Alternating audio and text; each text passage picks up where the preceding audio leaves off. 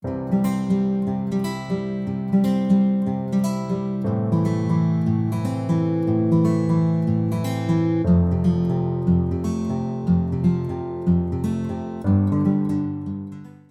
everyone, welcome back to the channel and to a fun little video. You've probably seen the mid-year colouring freakout tag that's been doing the rounds on YouTube, and I myself have also been tagged in this tag a couple of times. The first one I saw was Colouring Bumblebee. I also saw Colouring Biker Mama tagged me in it. Oh gosh, there's been a few other people as well. Rachel Colour and Crafts, I believe, was another one. I think that is everyone that tagged me in it. I might have missed some. There was quite a few, and unfortunately I've got quite a few comments and stuff to go back through, so I do apologize if I missed your tag. But yeah, I just thought this would be a fun little video to do a check-in with myself, and just help me find some of that mojo back. As some of you may know, I tend to drop a lot around this time of the year, both physically and mentally. I tend to go downhill a bit. This time last year, I ended up taking several months where I just didn't do YouTube. I didn't record anything. I coloured, but I didn't show anything. I just coloured and did what I needed to do. So yeah, I have been a bit quieter. Again, I will have times of activity and times of quietness because my mental health always comes first. And so sometimes you just need to step away, you know? And yeah, so I am doing all right. I'm looking after myself. I have started doing some colouring again, putting no pressure on myself. My buddies have been really understanding and let me kind of push our buddies out another month where I've got buddies, just so that I can colour without pressure at the moment, because that's what I need for my mental health. So very appreciative of all that. And you know, this is just a reminder to you too that there is no pressure with colouring. It's very easy with this hobby and all these amazing YouTube channels to get, like, not competitive, but to see what everyone else is doing and go, why am I not doing this? Why am I not producing that many pages? Why am I not doing this? Like, it's very easy to compare yourself. So remember, there is no pressure in this hobby. This is our relaxation, our unwind, our mental positivity activity. This is our safe space. So there should be no pressure. And that is why I'm not consistent with uploads. I forget to post to social media a lot because it's not my priority. My priority is mental health, and I love sharing what I do with y'all, but also I'm going to take a break if I need to, and you shall feel okay to do so as well. Anyway, beside that ramble, the mid-year colouring freakout tag. I thought this would be a really good way to just sort of look back on the year so far, reflect on what I've done, and hopefully find that little bit of spark and a little bit of push to carry on through, you know, the winter sads. So as I said, the first person that I saw tag me in this was Colouring Bumblebee, and I'm going to follow her format. So she used the update by a pictured purpose of the original tag, which was created by Sassy Colouring. So that is the format I'm going to follow because I quite liked that format, and again, it was the first one that I saw. So yeah, and for tagging people, I don't feel comfortable tagging people. I'm going to show my age here. There used to be a thing where you used to get chain mail letters in your mail, and like physical letters, like people would get a letter and be like, yeah, you know, you received this letter, you're going to get bad luck in 7 days unless you forward this letter on to 7 people, and then you had to go and photocopy it and post it out to 7 more people. It was the original spam mail, okay? I'm showing my age here. But tags always feel like that when I was a child. So if you want to do this tag, consider this your tag, but I'm not going to purposely name anyone because I just feel uncomfortable doing that. Anyway, let's get into actually talking about things from this tag, because we're 4 minutes in and I haven't even started rambling. So the first question on the tag is, how many pages have you coloured in 2024? So I went back through my colouring journal and looked at all my monthly totals, which you can see written down here. So in January I did 9, which I had quite a few travel days in January, so that does make sense. February I did 15, and then March and April I both did 24. 15 to 24 is kind of like my standard average.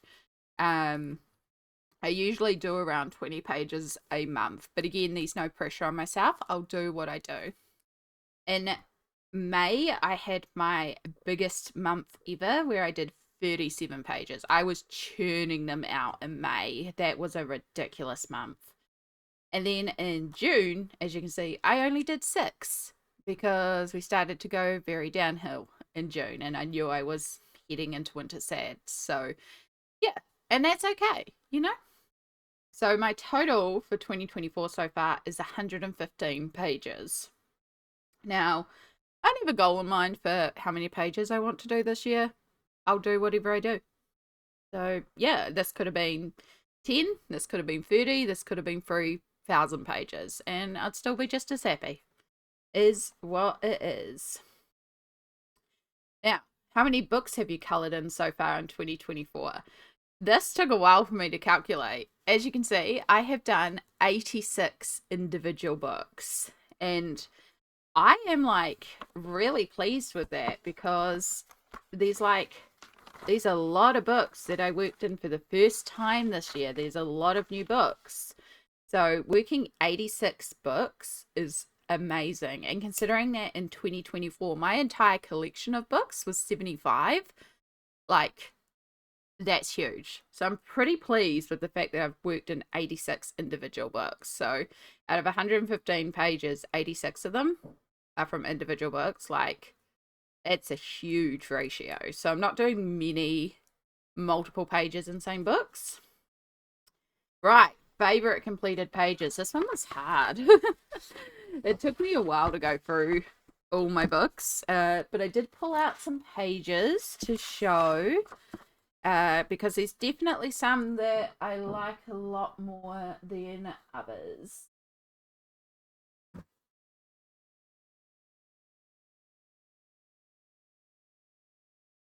So the first book I have is Mythomorphia. Are we surprised? I'm not. I haven't done much in Mythomorphia this year. I'm pretty sure one of my whips in here would have made the favorites list had I finished it. It's close. It's getting there. But another page that I did in here that I ended up really, really loving is the Leocampus and Hippocampus that we did for Mermaid. I am really pleased with how this turned out. Sorry, let me just move the camera up a bit. I did not size this camera for a double page spread, which was silly because I know I've got several double page spreads. But yeah, this was done entirely with acrylic ink.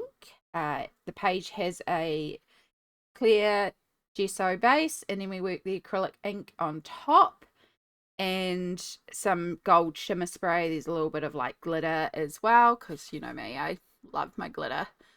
But yeah, I really love this technique, and I really love how this page turned out. It's definitely something about it. I just really love this technique. So that was one of my favorites. Just need to put the elastic back around this book to hold it together because it is completely falling apart.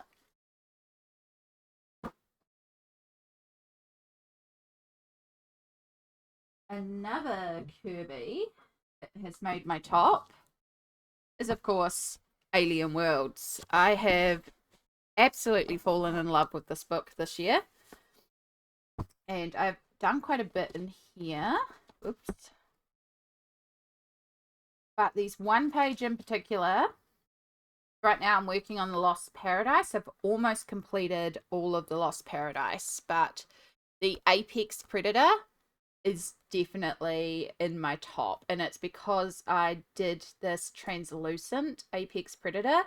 I just think it's really interesting. It was really fun to try this technique, and I think it's really effective. And I enjoyed it so much that when I did these little tree friends, I also used the same technique for their wings. So I'm really happy with like my translucency technique as well. I feel like I kind of nailed that in pulling this sort of see-through but still visible technique. So yeah, this is definitely one of my favorites as well. I could have picked out almost everything I've done in Kirby. I really love Kirby's books and what I end up producing in Kirby.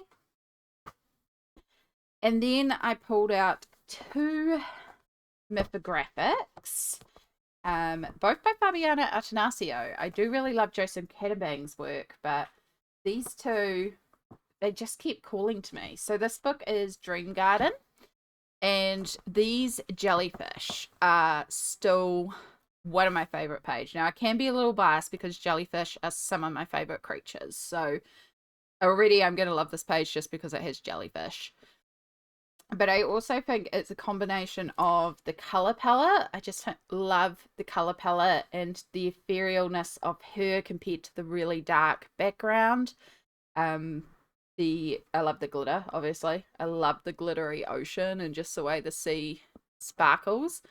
But then also another reason why I think I love this page so much is the effectiveness of how I managed to hide so much stuff on this page, because this is an older mythographic where they still did the hidden objects, and I believe there is 15 or so objects that I hid on the page. Like, you cannot tell that there are technically objects on this page. Like, this was a poker chip, so that was very easy to turn into another planet. This planet here was actually a pig-shaped money bank. I think there was like a knife down here. There was definitely something off the side here. There were some things tangled up in like the jellyfish fins. A few bits in the water. Like, there's a lot of stuff that I managed to quite successfully hide, and you cannot tell as well. So I think that is also another reason why I like the page, because I know there's secrets on the page. I don't know, something about this page, like the color palette, the, again, translucent. Not as effective as the Apex Predator, but I do love my little jelly squishy fish. And yeah, just really enjoy this one. That's Mythographic Dream Garden. And then the other one is, of course, Fairy Wonderland. This one was a buddy color with coloring Bumblebee, and not only did her version end up on her favorites for this tag, but then my version, she mentioned, is also one of her favorite things that I've ever colored, which is great because this is also one of my favorite things I've ever colored, and her version is also one of my favorite things that she's ever colored as well. So we both really love what we produce with this buddy color. So yeah, but this is my version here, and I still really, really love this. And it is the light effects. It is how all the lights turned out, how the glow effects work. I love doing lighting effects, and I am still very, very pleased with how this one turned out. So I think in retrospect, the only thing I would change is I went around the yellow floaties with like a white Posca pen, and I would try and find a yellowy orange, not quite the orange of the center of these, but something that's a bit more yellow and lighter, so it wasn't just like orange, white, yellowy glow, like something that would flow better in between, still lighter to give that glow effect, but not pure white. That would be the only thing I would change, but I did not have a paint pen that was the appropriate color for that. And yeah, nothing that I had would be appropriate to do that effect color wise. So it's something that I am looking into. I probably need to invest in some more paint pens. But it's such a minute detail, and the white still works, so I'm still incredibly happy with it. That's just me nitpicking at like the 0.001%. That's me absolutely nitpicking. It's totally fine as is. And I still absolutely love this. And it's definitely one of my faves. And then I have three more. This was me really whittling down the list because it was hard. But these three are all in Colouring Heaven. The first one I have is Mythical Hybrids by Jash Lee. And this one I actually coloured on stream. In fact, all of these I coloured on stream. But one of these I didn't colour on stream. But this one I definitely did. And it's the Lion Goddess. I really enjoyed this page. It was the push to do the background and create those glow effects again. I really love working with lighting. It's also a color palette that I don't use a lot, so that was really interesting to work with. And also just working only in pencils. It's not something I do often. There is a little bit of paint pen, but I didn't base or anything. I just worked directly with the pencils. So that was really interesting too. But yeah, I still really love how this one turned out. Probably because I also just loved doing all the muscles and the body structure and creating all those shapes. And again, light. Backlighting is always so fun to do. And then we have Fantasy Kingdom by Chris Ortega. I really want to get the rest of her books. It's just such gorgeous work. Again, so all of these ones in the Colouring Heaven, I've worked directly with pencil. I haven't based with Inktense or anything. I just worked with polys, which is really interesting for me. I didn't realise how much I'd done that this year because I don't tend to do that. I usually use a base. So, yeah. Apparently, I really enjoy it at times. But this is the Forest Nymph. And there was like, I think it's the detail that I got into the tree. The use of peach, which is again another colour I don't use a lot of, peaches and oranges. I really loved doing her skin as well, her green skin, and just doing those sort of more odd tones. And just the overall feel of the page and the cohesiveness of it. I really love how this one turned out. And fantasy is always a fun topic to colour as well. Yeah, I really want to do some more in this book as well. And as I said, probably get some more of Crystal Figure's work. And then the other one that I have is Enchanted Animals by Kanuko Agusa. So this is the one that I did for my birthday, during my birthday stream, and I love how this one turned out. This one was a lot of work, but I absolutely adore it. The different tones that I got into all the stones, the way that the fur turned out, and doing this sort of pale calico. Dilute calico is the term for the actual cats. We did look at actual cat references. And even like the little bits of grass, like everything has a texture. I think that's what's so neat about it, is the texture that I managed to get into everything. Yeah, I really, really love how this one turned out. And again, quite a limited color palette. I know it looks like a lot, but it's really just the green, the brown, and then pink and blue with purple, which is pink and blue derivative. Like, yeah, green, brown, yellow, pink, purple, blue. Really not a lot of colors. But yeah, I really, really love how that one turned out as well. So those were my favorite completed pages.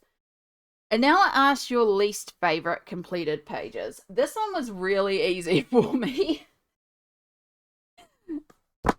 Millie Mariotta's Secret of the Seas. There is one page in here. This is considered completed in my mind. I got some new brush markers. I was trying them out. I did not have much luck with them. I just mucked around with some gel pens to see what that would be like. They smudged everywhere. I was like, cool, we're writing this one off as a tester page and calling it done. So yeah, easy peasy solution. I really don't like how this page turned out, but I'm just considering it like a play test page. And if I want to try anything else in here, I'm just going to come back to this page and keep adding to it. But I consider it done for the purposes of my tracking. It's nothing that I'm proud of. So yeah, that was a really easy one for me. All right, the next question is most colored book. I actually have a tie. So, no surprise, Alien Worlds. And then my other one is 30 Days of Creativity, thanks to May, where I did a ton in here. So, for Alien Worlds so far this year, I have completed. Sorry, there's going to be a few pages to remove in here as we go through this. So you wouldn't have seen some of these because they should have technically gone in June's completed pages. I haven't filmed it, so this is going to be a surprise for some of you. But I have done I've been focusing on the Lost Planet because of the buddy color group with Happy Catastrophe. But we have completed the Arrival at the Lost Paradise. This is the last page I have left to go in the Lost Paradise. Everything is base, so now it's just going in and shading. That one's still a work in progress. And then we've done the Solar Giant and the Apex Predator, which, as you heard before, this is one of my faves. And then I also have the Forest Intelligence and the Tree Friends. I can't remember what this one's actually called. And then the other page that I have done in here this year was I actually did this page. So because I've also done this one, I think it works out at 7 pages. I don't know, 6 or 7 between them. But yeah, so I've done quite a bit in Alien Worlds. And then the tie was 30 Days of Creativity by Joanna Bassett. So this is my little project book where I am focusing on using different techniques, including collage and scrapbooking and art journaling techniques. So everything that you see in here has been done this year because this is a project that I started just a couple of months ago, actually. April 2024 is when I started this.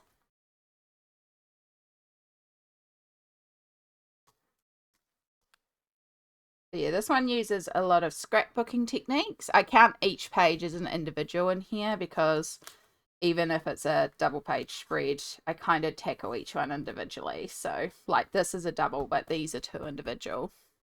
That's how we tie. This is the next one I'm up to. I'm working in order in this one. I do have a plan for this one, so I should start working on that because I've been missing doing my collaging. All right, most anticipated release. Ooh, that one was hard. So the Mythical Beasts by Waranka Kalinska. That's pre-ordered and definitely something I'm looking forward to. There's a few books that are coming out at the start of 2025 that I'm looking forward to. The other one, I haven't heard confirmation. I thought it was meant to come out at the end of this year, but I think it might have been delayed till 2025. But Kanuko Agusa was meant to have another book out as well. And I think that maybe now at the start of 2025, but I heard originally it was going to be the end of 2024. So that was another one I was looking forward to. So because most of mine are 2025, I'm going to put Mythographic Mythical Beasts by Waranka Kalinska. What new techniques have you tried this year? So there's been a couple of them. So as I was talking before with 30 Days of Creativity, collaging. It's something I've done before, but it's the first time I've put it into coloring form and worked in coloring books with collaging, scrapbooking, and art journaling techniques. So really, really enjoying working on that. The other technique that I kind of experimented with a little bit this year is working with water-soluble markers and using them as a colouring means. So this entire page has been coloured with Faber-Castell Super Tips. No, it's Faber-Castell. Sorry, Crayola Super Tips and Staedtler Tri Plus fine liners. So that was a new technique for me, and I really, really enjoyed that as well. I've worked before where I take the super tips and put them onto a glass palette and then pick them up with a brush and use them like watercolor. But this time I was directly coloring on the page, and that was something new for me. And I think it's actually really effective. I really like it. I love how vibrant and bright it turns out as well. So I do want to do some more pages like this because it's super fun. Just needs to kind of be single-sided. And this book is Curiously Cute Manga. It is produced by Lom and is illustrated by Desti and Jolene Yule and Harry Thornton, if anyone's wondering about this one. All right. So the next one is any coloring book regrets that any coloring books that you purchased that you regret. Sorry, I've got like shortened versions of the questions in the journal because I was feeling lazy and didn't want to write them out fully. But yes, are there any books that you purchased that you regret? And honestly, no. I was shocked, but as I went through the list and looked at every book that I have purchased this year, and I've also been gifted a few books this year, which I am so freaking grateful for. I cannot thank you all enough who have been kind enough to send me things from my Amazon wish list. Like, legit, you blow me away. But as I was looking through that list, I was like, there's genuinely a book, like there's no book that I regret. And I think because I have been trying to focus on purchasing books I know I'm going to colour in, that has been like a real focus of mine this year, is to really only get books that I know I'm going to enjoy colouring in rather than just grabbing any book I can access, because sometimes it is difficult to find books over here in New Zealand. So it's working. So, any colouring books you'd like to finish in 2024? The Eternal Mythographic. So, Mythographic, yeah. I started in 2023 with the goal that I was going to finish this book. I was like, I could finish this book in a year, and I could have. But I got so burnt out and I was tuning out pages I was not proud of. So I was just like, nah, we're going to call it, especially after a disaster page that I have managed to rescue, have managed to save this page, which is great, but it was nearly a disaster page. And so I took a little break. I've come back. I've occasionally worked on a page. I've got a couple work in progresses in here now.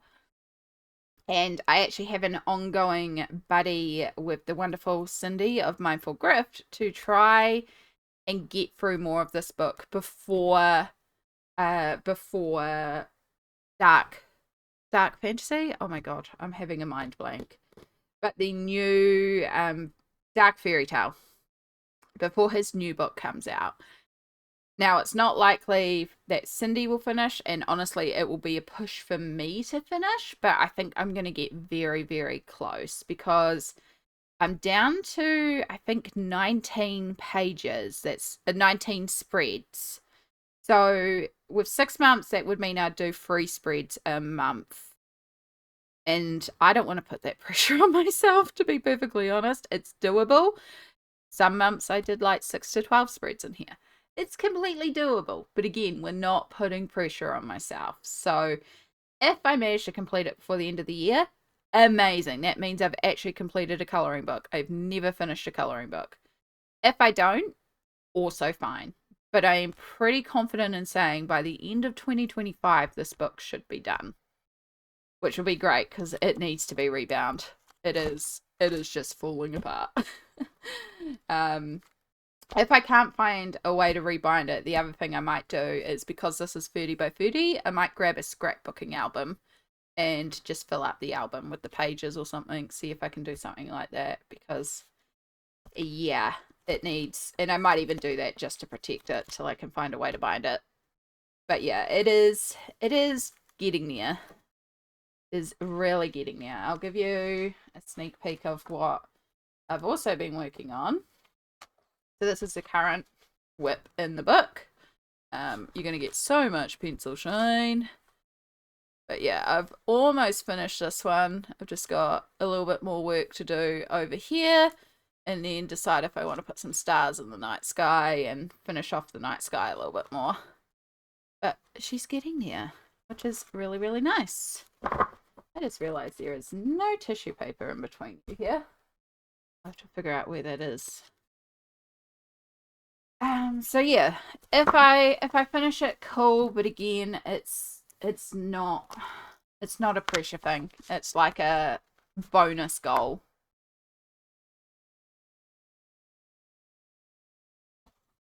Uncolored books to touch.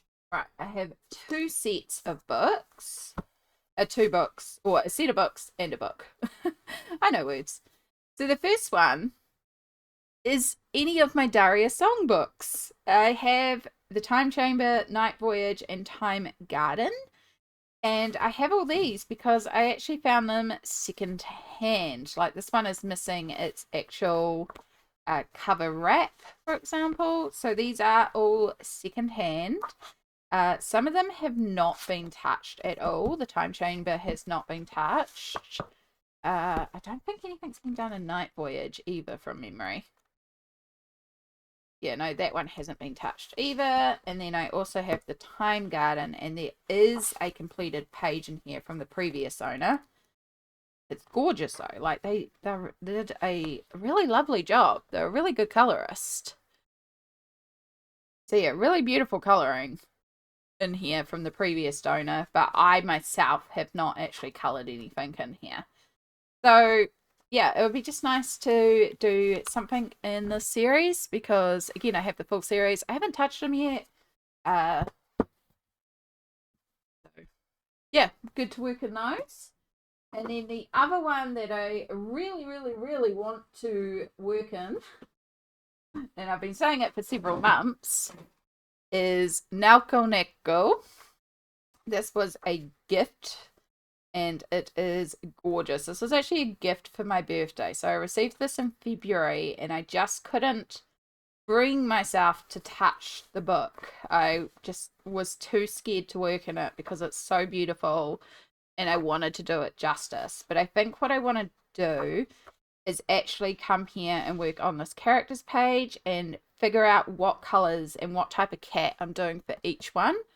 And then I will have a system in place for each color of the cat, and I can follow through with that throughout the whole book, and then it will feel cohesive in a story, and it will take away the thing that I'm struggling with the most, which is how am I going to color the cats. So yeah, now that I've got that in mind, I figured that out at the end of in May, but it was May, so it's like I could do it in June, but then I went away at the end of May for all of June and half of July. So, and I could not take this book with me. So yeah, this is on the to-do list, and I think it should be really, really fun. Those are the books I would like to touch. Top wish list books. Ooh, so I mentioned that I would love to get some more Chris Ortega. I really enjoy her work. Mythographics, Wild Summer by Joseph Cadenbang. I've still not brought it, but I've seen so much work in it, and it's gorgeous, and I definitely want Wild Summer. I'd also really love Dragonspell, Mythographic Dragonspell, which is getting released next year, but is available for pre-order. I would love to get, I believe it's Yuri Mouse. I should have looked up the name of it, but they are the Japanese coloring books that follow, like, there's one that follows a polar bear, there's one that follows a mouse, there's one that follows a rabbit. I'm pretty sure the mouse one is Yuri, and there's definitely a cat one as well, like Cat's General Store. They're like sort of horizontally. You'll know what I'm talking about if you know what I'm talking about, but I'm having a complete mind blank on the name. I just wrote down animal series. because I can't remember it, but every time I go and look at them on Etsy, I'm like, oh dear God, I want these books. I just haven't been able to justify it, but maybe one day. Maybe one day. And then what supplies are at the top of the wish list? So I would love to get some of the Thule paint pens just to try those. I was gifted a set of 30 Pablos from the wonderful Emily of eArt Studios, and I am adoring those pencils. They are the perfect blend between a poly and a Prisma. And for me, the greatest thing about them is I can work a page in polys and then use the Pablos to do more opaque details over top, but not as opaque as a paint pen, for example. Let's pull back out my Thermorphia. So one of the things that I've been doing is like the little bubbles and like all this little splatter detail on top here. God, I wish the camera would pick this up properly. And all of that has been done with the Pablos because the Posca is so opaque and bright white. I wanted to leave that for the center of the flames and the torches, but I still want to highlight the edges of these, and the Pablos have been perfect for this. And sometimes if you work polys and then you try to work some Prismas on top, they just don't want to go in there because the Prismas are too soft and they won't layer on top because they're so waxy and creamy.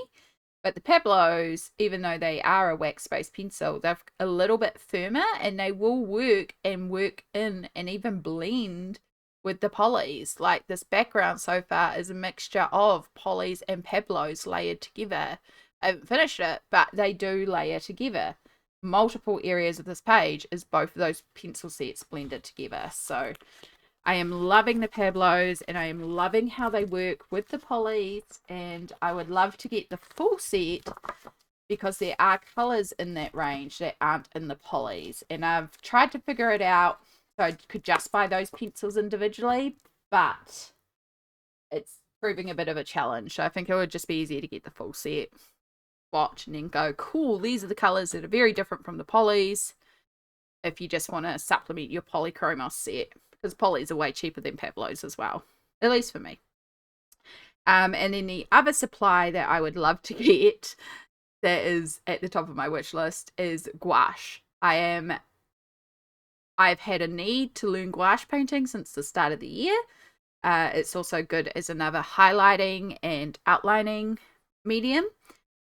And I just think it would actually be a really fun medium to color in some pages with. So gouache is also another medium that I've been looking at a lot. Winsor & Newton have a range of gouache that is what I will probably purchase. I have got the white somewhere. I did start by grabbing the white. Again, me and my buying things individually, bit by bit as I can afford it. It might be on my paint trolley.